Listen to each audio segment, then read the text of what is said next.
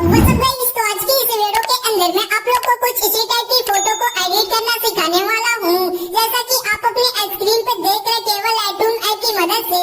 तो जो भी भाई इस वाली वीडियो को शुरू से लेकर लास्ट तक देख लेगा ना, वो भी कुछ इसी टाइप की फोटो एडिटिंग केवल लाइटरूम ऐप में एडिट कर लेगा। और मैं 110% लिख के देता हूँ कि वीडियो के लास्ट में आप ऐसा सेम फोटो एडिटिंग कर ही लेंगे। तो आप लोग वीडियो को कहीं पर भी स्किप मत कीजिएगा।